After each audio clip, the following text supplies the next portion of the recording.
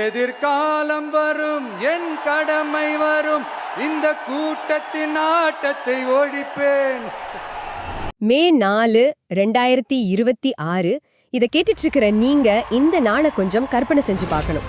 கண்டிப்பா தென்னிந்திய அரசியல் வரலாற்றிலேயே யாருமே எதிர்பார்க்காத ஒரு மிகப்பெரிய பூகம்பம் நடந்த நாள் அது. ஆமா, அது சாதாரண பூகம்பம் கிடையாது. 1989 இருந்து எம்எல்ஏவா இருந்தவர் 2011 தொடர்ந்து கொளத்தூர் தொகுதியில ஜெயிச்சவர். என்றும் உங்களின் ஒருவனாக வருவேன் வருவேன் விடைபெறுகிறேன். நன்றி, வணக்கம். அது மட்டும் இல்லாம கருணாநிதி என்னும் நான் 5 முறை முதலமைச்சரா இருந்த மாபெரும் தலைவரோட பையன் அவரு. கரெக்ட். எல்லாவற்றுக்கும் மேலா அன்றைய தேதியில அதிகாரத்துல இருந்த முதலமைச்சர் திரு மு.க. ஸ்டாலின் அவர்கள் தன்னோட சொந்த கோட்டையான கொளத்தூர் தொகுதியிலேயே தோத்து போலாரு. ஆமா, அதான் அங்க பெரிய அதிர்ச்சியே. நாங்களே அது நினைச்சு பார்க்க முடியாத அளவுக்கு ஒரு தோல்வி இது. அவர் கொளத்தூர் தொகுதியில் இல்லைன்றதே எங்களுக்கு ஜீர்ணிக்க முடியல. ரொம்ப வேதனையாக இருக்குது. அவரை வீழ்த்தினது பல வருஷமா களத்துல இருக்கிற ஒரு தேசிய கட்சியோ இல்ல பெரிய எதிர்கட்சியும் கிடையாது. அதான் ஆச்சரியம். வெறும் 2 வருஷத்துக்கு முன்னாடி மட்டுமே அரசியல் கட்சியை தொடங்கின திரைப்பட நடிகர் ஜோசப் விஜல் தான் அவரை வீழ்த்தார். என்னடா இவன் வந்ததுல இருந்து கேள்வியா கேக்குறான்? இவன் வந்தா என்ன செய்வான்னு கேக்குறீங்க அதானே? அதை செய்வோம் இதை செய்வோம் இந்த பொய்யான வாக்குறுதிகள்லாம் எப்பவுமே கொடுக்க மாட்டோம். எது நடைக்கு சாத்தியமோ எது உண்மையோ அதை மட்டும்தான் கொடுப்போம். ஏழ்மை வறுமை இல்லாத தமிழகம், குடும்ப ஆதிக்கம் இல்லாத தமிழகம். இது எப்படி சாத்தியமாச்சு அப்படிங்கறத பத்தி தான் நாம இன்னைக்கு ரொம்ப ஆழமா பேச போறோம். நிச்சயமா. எந்த ஒரு அரசியல் பின்னணியும் இல்லாத ஒரு திரைப்பட நடிகர் எப்படி 60 வருஷமா வேரூன்றி இருந்த ஒரு மாபெரும் அரசியல் சாம்ராஜ்யத்தை வீழ்த்தினாருங்கிறத தரவுகளோட நம்ம அலச போறோம். ஆனா இந்த விவாதத்துக்குள்ள போறதுக்கு முன்னாடி ஒரு முக்கியமான விஷயத்தை நாம தெளிவுபடுத்திடணும். கண்டிப்பா. இதை கேட்கிற உங்களுக்கு நாங்க சொல்றது என்னன்னா, இன்னைக்கு நாங்க பேச போற அரசியல் நிகழ்வுகள், கட்சிகளோட கொள்கைகள், விமர்சனங்கள் எல்லாமே நாங்க 2 பேரும் எந்த ஒரு அரசியல் தரப்பையும் ஆதரிக்கவோ இல்ல எதிர்க்கவோ இங்க வரல. இது முழுக்க முழுக்க தகவல் பகிர்தலுக்கான ஒரு புறவயமான அலசல், அதாவது ஒரு ஆப்ஜெக்டிவ் அனாலிசிஸ் மட்டும்தான். ஆமா. சரி, இப்போ அந்த மே 4ஆம் தேதி நடந்த வரலாற்று சம்பவத்துக்கு வருவோம். இந்த மாபெரும் வெற்றியை புரிஞ்சுக்கணும்னா முதல்ல இது எந்த நிலப்பரப்புல நடந்துச்சுன்னு நீங்க பார்க்கணும்.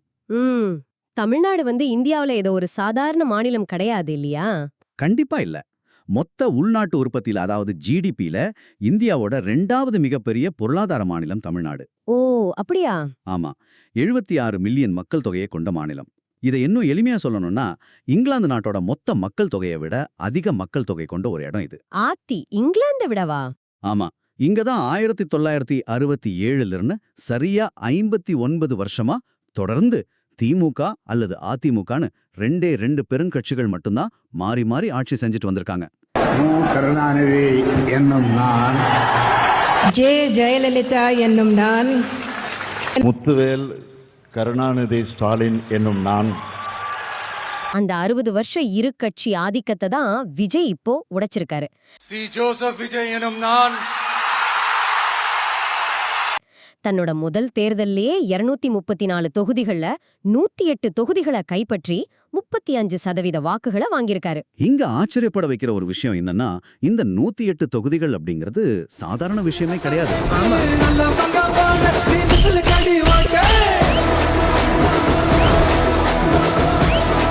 சந்தையில புதுசா நுழைஞ்ச ஒருத்தருக்கு இது மாபெரும் வெற்றி தானே. பல தசாப்தங்களா கோலோச்சும் 2 பெரும் கார்ப்பரேட் மாதிரி இருக்கிற கட்சிகளை ஒரே ராத்திரியில காலி பண்றது எப்படி சாத்தியமாச்சு? இது வெறும் சினிமா பிரபலம் அப்படிங்கிற அதிர்ஷ்டமா? இல்ல, இது ஒரு அதிர்ஷ்டம்னோ இல்ல தமிழ்நாட்டுல சினிமாவுக்கும் அரசியலுக்கும் இருக்கிற தொடர்புனோ ரொம்ப சுலபமா சுருக்கிட முடியாது. அப்போ வேற என்ன காரணம் சொல்றீங்க? தனி கட்சி தொடங்கி முதலமைச்சரானது இது ஒன்னும் முதல் முறை கிடையாது. ஓ ஆமா, எம்ஜிஆர் அவங்கள சொல்றீங்க.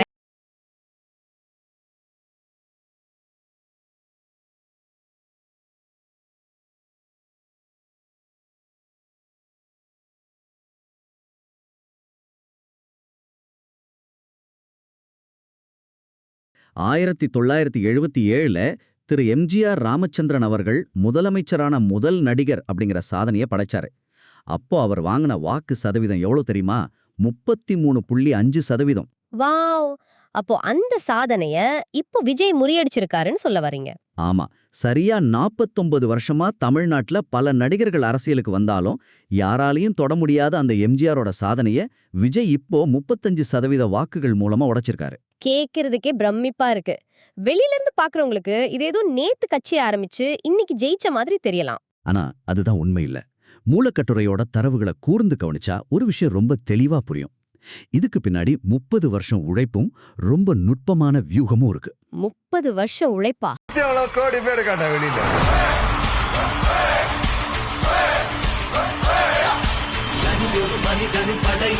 ஒரு நடிகரா இருந்துகிட்டு எப்படி?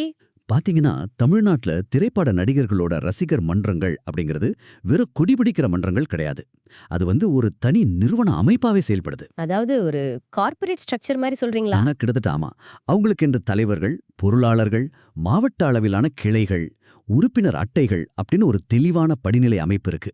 பல மன்றங்கள் சட்டப்பூர்வமான அறக்கட்டளைகளாவே பதிவு செய்யப்பட்டிருக்கு. ஒரு நிமிஷம், இங்க எனக்கு ஒரு பெரிய சந்தேகம் வருது. சொல்லுங்க. ரசிகர் மன்றங்கள் அப்படிங்கிறது விஜய்க்கு மட்டுமான பிரத்யேகமான விஷயம் ஒன்னும் கிடையாது. கமலஹாசன், ரஜினிகாந்த் மாதிரி மிகப்பெரிய திரை ஜாம்பவான்களுக்கும் இப்படிப்பட்ட மாபெரும் ரசிகர் பட்டாளோ மன்றங்கள் எல்லாம் இருந்துச்சு இல்லையா? ஆமா, இருந்துச்சு. ரஜினிகாந்த்லாம் பல தசாப்தங்களா தமிழ் சினிமாவோட உச்ச நட்சத்திரமா இருந்தவர். ஆனா அவங்களுக்கு கிடைக்காத அரசியல் வெற்றி, அவங்க உருவாக்காத ஒரு தாக்கத்தை விஜய் மட்டும் எப்படி உருவாக்குனாரு? வெறும் சினிமா ரசிகர்களை வச்சுக்கிட்டே 35% வாக்குகளை வாங்கிட முடியுமா என்ன? இதுதான் நம்ம ரொம்ப உன்னிப்பா கவனிக்க வேண்டிய புள்ளி. ரஜினிகாந்த், கமலஹாசன் இவங்களோட ரசிகர் மன்றங்களுக்கும் விஜயோட ரசிகர் மன்றங்களுக்கும் ஒரு மிகப்பெரிய கட்டமைப்பு ரீதியான வித்தியாசம் இருந்துச்சு. அப்படி என்ன வித்தியாசம் இருந்துச்சு? 2024 நிலவரப்படி பாத்தீங்கன்னா தமிழ்நாடு முழுக்க விஜய்க்கு 85,000 ரசிகர் மன்றங்கள் இருந்துச்சு. 85,000-ஆ? ஆமா. ஒவ்வொரு மன்றத்திலையும் குறைஞ்சபட்சம் 25 செயலில் உள்ள உறுப்பினர்கள் இருந்தாங்க. இதை நீங்க கணக்கு போட்டு பாத்தீங்கன்னா மொத்தத்துல 2 மில்லியனுக்கும் அதிகமான மக்கள். My God! கோடி பேர் காட்ட வெளியில.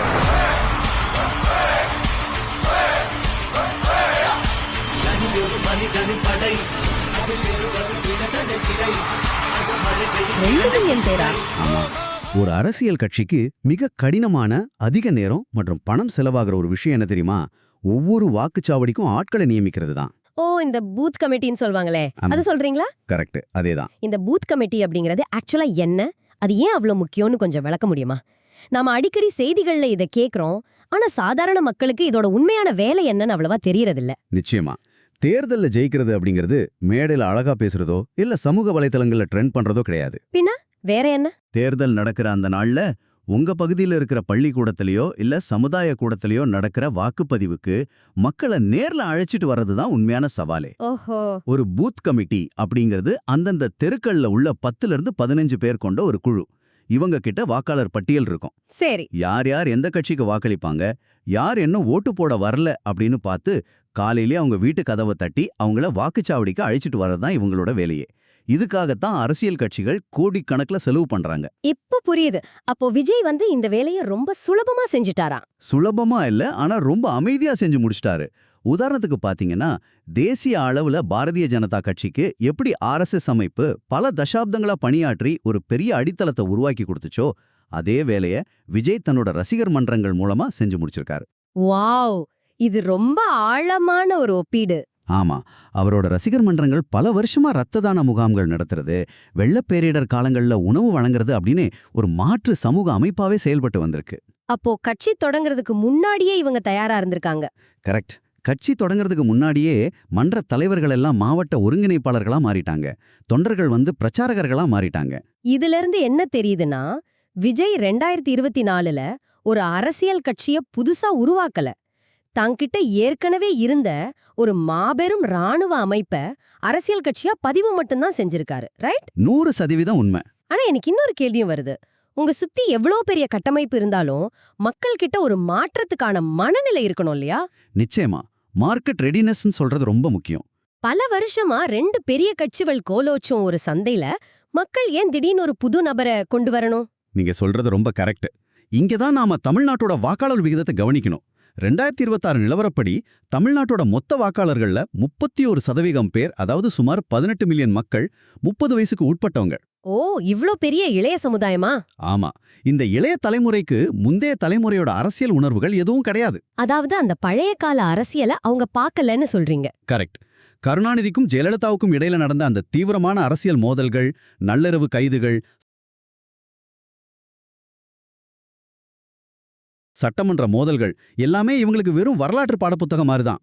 அப்படி இந்த 18 மில்லியன் இளைஞர்களோட தேவைகள் முற்றிலும் வேறையா இருந்திருக்கு. ஆமா, அவங்களுக்கு தேவையானது வேலைவாய்ப்பு, போதைப்பொருள் புழக்கத்தை கட்டுப்படுத்துறது, பெண்கள் பாதுகாப்பு, ஊழல் ஒழிப்பு, அப்புறம் நாளுக்கு நாள் அதிகரிக்கிற வாழ்க்கை செலவுகளை சமாளிக்கிறது. ஆக இந்த இளைஞர்களோட தேவைய 2 பெரும் கட்சிகளாலையும் முழுசா பூர்த்தி செய்ய முடியலன்னு சொல்றீங்க. இதை நான் ஒரு கார்ப்பரேட் உதாரணத்தோட ஒப்பிட்டு பார்க்கறேன். ஒன்னு சிவப்பு நிறம், மற்றொன்று நீல நிறம். பல வருஷமா மக்கள் ரெண்டையும் மாத்தி மாத்தி குடிச்சிட்டு இருக்காங்க. ஆனா ஒரு கட்டத்துல கோக், பெப்சி ரெண்டுமே ஒரே சுவையில தான் இருக்கு அப்படின்னு மக்கள் நினைக்கும் போதுதான் சந்தைக்குள் ஆர்சி கோலா நுழைய ஒரு வாய்ப்பு கிடைக்குது. அருமையான உதாரணம். அதே மாதிரி உபேர், ஓலா ரெண்டும் ஒரே மாதிரி கட்டணத்தை நிர்ணயிக்கும் போதுதான் ரேபிடோ உள்ளே வருது.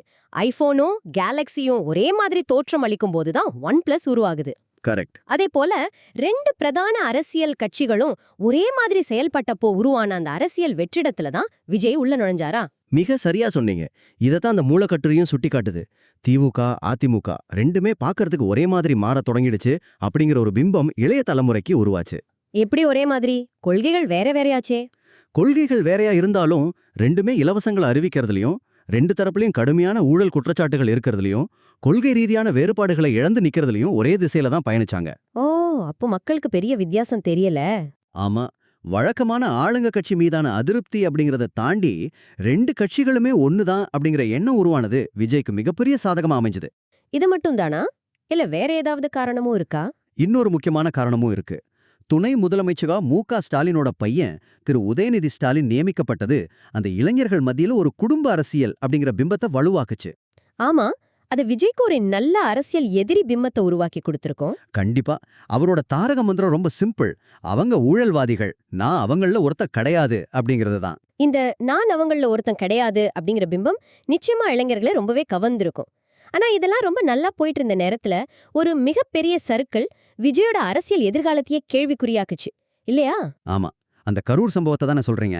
ஆமா, செப்டம்பர் 27, 2025 தேர்தலுக்கு வெறும் 7 மாசத்துக்கு முன்னாடி நடந்த அந்த கரூர் மாநாட்டு துயரச் சம்பவம். ஒரு புது கட்சிக்கு இது எவ்வளவு பெரிய இடியா இருந்திருக்கும். அந்த சம்பவத்தோட தாக்கம் எப்படி இருந்துச்சு? அது ரொம்பவே ஒரு துயரமான நிகழ்வு. கரூர் நகர்ல நடந்த அந்த பிரச்சார கூட்டத்துல சுமார் 10,000 பேர் வருவாங்கன்னு எதிர்பார்த்த இடத்துல 27,000 பேர் கூடிட்டாங்க. மை காட், அவ்வளோ கூட்டமா? ஆமா, 38 டிகிரி கடுமையான வெயில்ல மக்கள் 7 மணி நேரம் காத்திருந்தாங்க. விஜயோட வருகை தாமதமாச்சு. போதுமான காவல்துறை பாதுகாப்பு இல்ல. மேடையை சுற்றி பாதுகாப்பாரன்கள் முறையா அமைக்கப்படல. ரொம்ப மோசமான நிர்வாகம். இதனால ஏற்பட்ட மாபெரும் கூட்ட நெரிசல்ல 9 குழந்தைகள் உட்பட 41 பேர் உயிரிழந்துட்டாங்க. 100க்கும் மேற்பட்டோர் காயமடைஞ்சாங்க. இது ஒரு அரசியல் கட்சிக்கு, அதுவும் ஆரம்ப கட்டத்துல இருக்கிற கட்சிக்கு மரண அடியாச்சே. கண்டிப்பா. இது ஒரு பரந்த அரசியல் கண்ணோட்டத்துல பார்த்தோம்னா இதுவே அவரோட அரசியல் அத்தியாயத்தோட முடிவா அமைஞ்சிருக்கணும். எதிர்க்கட்சிகள் அவர் மேல குற்றவியல் வழக்குகளை பதிவு செய்ய கோரினாங்க. உயர்நீதிமன்றம் சுயாதீன விசாரணைய கேட்டுச்சு. மக்கள் மத்தியில என்ன ரியாக்ஷன் இருந்துச்சு? மக்கள் மத்தியில ஒரு சாதாரண மாநாட்டை கூட ஒழுங்கா நடத்த தெரியாதவரு எப்படி பல கோடிக்கணக்கான மக்களை கொண்ட ஒரு மிகப்பெரிய மாநிலத்தை ஆள போறாரு அப்படிங்கிற கடுமையான விமர்சனம் எழுந்துச்சு. 3 வாரங்களுக்கு அவரோட ஒட்டுமொத்த பிரச்சாரமும் முடங்கி போச்சு. சாதாரணமா இப்படிப்பட்ட ஒரு சம்பவம் நடந்தா எந்த ஒரு அரசியல்வாதியும் முற்றிலுமா அழிஞ்சு போயிருவாங்க. அதுல இருந்து மீண்டு வர்றது கிட்டத்தட்ட சாத்தியமில்லாத ஒண்ணு. ஆனா அதன் பிறகு நடந்த தேர்தல்ல எப்படி 85.1% அப்படிங்கிற வரலாற்று சிறப்புமிக்க வாக்குப்பதிவு நடந்துச்சு? இந்த மாபெரும் சரிவுல இருந்து அவர் எப்படி மீண்டு வந்தாருங்கிறது தான் அவரோட மிகப்பெரிய வெற்றி. அவர் மத்த அரசியல்வாதிகள்ல இருந்து தன்னை எப்படி வேறுபடுத்தி காட்டினாருங்கிறத நாம பார்க்கணும். அவர் என்ன புதுசா செஞ்சாரு? வழக்கமா நம்ம நாட்டுல ஒரு விபத்தோ துயர சம்பவமோ நடந்தா அரசியல்வாதிகள் என்ன பண்ணுவாங்க? ஒரு விசாரணை கமிஷன் அமைப்பாங்க, அதிகாரிகளை பணியிட மாற்றம் செய்வாங்க, இல்லனா இது எதிர்க்கட்சியோட சதி அப்படின்னு பழி போடுவாங்க. ஆமா, இதுதானே நாம 60 வருஷமா பாத்துட்டு இருக்கோம். ஆனா விஜய் யாரும் எதிர்பார்க்காத ஒரு காரியத்தை செஞ்சாரு. அவர் கேமராக்களுக்கு முன்னாடி வந்து பகிரங்கமா தன்னோட தவற ஒப்புக்கிட்டாரு. அந்த பழிய யாரு மேலயும் அவர் போடல. ஓ, அவர் பொறுப்பை ஏத்துக்கிட்டாரா? ஆமா, தனிப்பட்ட முறையில பாதிக்கப்பட்ட குடும்பங்களை சந்திச்சு தன்னோட கட்சியோட சார்பா இழப்பீடு வழங்கினாரு. எப்போதுமே ஒரு அமைப்பு மேல மக்களுக்கு நம்பகத்தன்மை குறையும் போது தட்டி கழிக்காம பொறுப்பேற்கும் குணம் அப்படிங்கிறது எந்த தப்பு நடக்காம பாத்துக்கிறத விட அதிக முக்கியத்துவம் பெறுது. இது கேட்கறதுக்கு ரொம்ப ஆச்சரியமா இருக்கு. அதாவது மக்கள் அவரோட நிர்வாக திறமையின்மைய மன்னிக்க தயாரா இருந்திருக்காங்க. ஏன்னா அவர் தன்னோட தவற ஒப்புக்கிட்ட அந்த நேர்மைய மக்கள் பெரிசா மதிச்சிருக்காங்க. கரெக்ட். அதனாலதான் 85.1% வாக்குப்பதிவு நடந்திருக்கு. இவ்ளோ பெரிய வாக்குப்பதிவு நடக்குதுன்னா மக்கள் வழக்கமான அரசியல்வாதிகளை வீழ்த்தணும் அப்படிங்கிற அதீத உந்துதல்ல வாக்களிச்சிருக்காங்கன்னு நல்லாவே புரியுது. நிச்சயமா. சரி, அவர் ஒரு மாற்று அரசியல்வாதியா காட்டிக்கிட்டாரு, மக்களும் அதை நம்புனாங்க. ஆனா அவரோட தேர்தல் அறிக்கை வெளிவந்தப்போ அது எனக்கு ஒரு பெரிய முரண்பாடாவே தெரிஞ்சிச்சு. என்ன முரண்பாடு? தன்னை ஒரு புதிய தலைமுறை தலைவரா முன்னிறுத்தின அவரு பழைய அரசியல்வாதிகள் மாதிரியே பல இலவச வாக்குறுதிகளை அள்ளி வீசியிருந்தாரு இல்லையா? ஆமா, நீங்க சரியா கவனிச்சிருக்கீங்க. இது மிக முக்கியமான ஒரு புள்ளி. ஒரு குடிமகனா நாம இதை வெறும் உணர்ச்சபூர்வமா மட்டும் அணுகக்கூடாது. அந்த அறிக்கையில அப்படி என்ன இருந்துச்சு? விஜயோட தேர்தல் அறிக்கை தமிழ்நாடே இதுவரை கண்டிராத மாபெரும் இலவசங்களை உள்ளடக்கி இருந்துச்சு. ஏழை வீட்டு மணப்பெண்களுக்கு 8 கிராம் தங்கம், 60 வயசுக்கு உட்பட்ட பெண்களுக்கு மாசம் 2500 ரூபாய், வருஷத்துக்கு 6 இலவச சமையல் எரிவாயு சிலிண்டர்கள், பள்ளி செல்லும் குழந்தைகளோட பெற்றோருக்கு வருஷத்துக்கு 15,000 ரூபாய் அப்படின்னு வாக்குறுதிகளை கொடுத்திருந்தாரு. இதெல்லாம் பார்க்கும்போது நல்ல திட்டங்கள் மாதிரி தானே தெரியுது. இதுல என்ன பிரச்சனை? இதுல நாம கவனிக்க வேண்டிய 3 பெரிய ஆபத்துகள் ஒளிஞ்சிருக்கு. ஓ, 3 ஆபத்தா? அதுல ஆபத்து என்ன? முதல் ஆபத்து அரசியல் ரீதியானது. என்னன்னா, விஜய்க்கு பெரும்பான்மை இல்ல அப்படிங்கறது தான். புரியலையே. அவருதான் 108 இடங்கள் ஜெயிச்சிருக்காரே. பெரும்பான்மை 118 இடங்கள். அவருக்கு இன்னும் 10 இடங்கள் தேவைப்படுது. ஓஹோ, அப்போ கூட்டணியில தான் ஆட்சி அமைக்க முடியுமா? கரெக்ட். அவர் ஆட்சி அமைக்கணும்னா யாரையெல்லாம் ஊழல்வாதிகள்னு மேடைக்கு மேடை குற்றம் சாட்டினாரோ அதே திராவிட கட்சிகளோடனோ அல்லது சிறிய கட்சிகளோடனோ அவர் கூட்டணி வைக்க வேண்டிய கட்டாயம் ஏற்படும். இது நாங்கள் அந்த ஊழல் கட்சிகள் போன்றவர்கள் அல்ல அப்படிங்கிற அவரோட முதல் கொள்கையே உடைக்கிற மாதிரி ஆயிடுமே. அதுதான் முதலாபத்து. சரி, 2வது ஆபத்து என்ன? 2வது ஆபத்து அரசு நிர்வாக முன் அனுபவம் இல்லாமை. ஒரு திரைப்படத்தை வெளியிடுறதோ இல்ல ரசிகர் மன்றங்களை நிர்வகிக்கிறதோ வேற. ஆனா பல லட்சம் அரசு ஊழியர்கள், IAS அதிகாரிகள், காவல்துறையினர் கொண்ட ஒரு மாபெரும் அரசாங்க அதிகார வர்க்கத்தை கையாள்றது அப்படிங்கிறது ரொம்ப கடினமான ஒரு கலை. ஆமா, அது ரொம்ப சிக்கலான விஷயம். அனுபவமின்மை காரணமா அதிகாரிகளோட ஒத்துழையாமை ஏற்படலாம். இது அவரோட திட்டங்களை முடக்கி மிகப்பெரிய பலவீனமா மாற வாய்ப்பு இருக்கு. புரியுது. நீங்க சொன்ன அந்த இலவசங்களை பத்தி 3வது ஆபத்தா என்ன சொல்றீங்க? அல ஏன் ஆபத்துன்னு சொல்றீங்க? அதுதான் பொருளாதார பேரழிவு. பாத்தீங்கன்னா இலவசங்கள் எல்லாமே கெட்டவ கிடையாது. பொருளாதாரத்துல நாம இலவசங்களை 2 வகையா பிரிக்கலாம். தகுதியான இலவசங்கள் மற்றும் தகுதியற்ற இலவசங்கள். தகுதியான இலவசங்கள்னா என்னென்ன? இலவச கல்வி, சத்துணவு திட்டம், மருத்துவ காப்பீடு இதெல்லாம் தகுதியான இலவசங்கள். அதாவது மெரிட் ஃப்ரீபீஸ். இவை மக்களோட வாழ்க்கை தரத்தை உயர்த்தி நீண்டகால அடிப்படையில ஒரு மாநிலத்தோட பொருளாதாரத்தை வளர்க்கும்.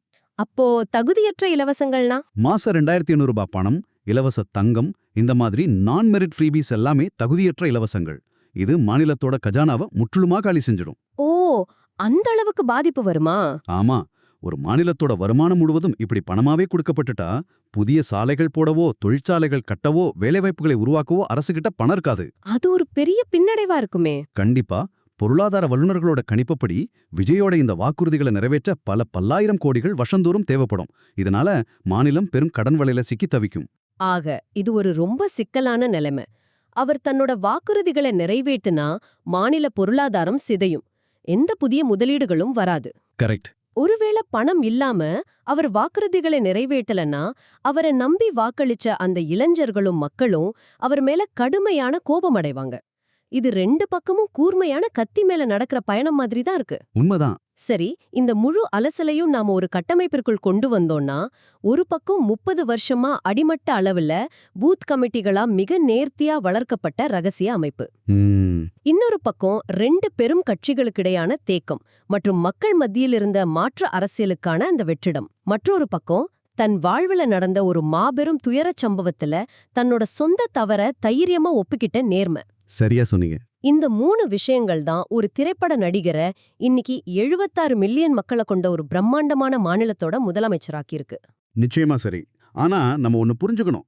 தேர்தல் வெற்றி அப்படிங்கிறது எப்போதுமே ஒரு அரசியல்வாதியோட முதல் அத்தியாயம் மட்டும்தான்.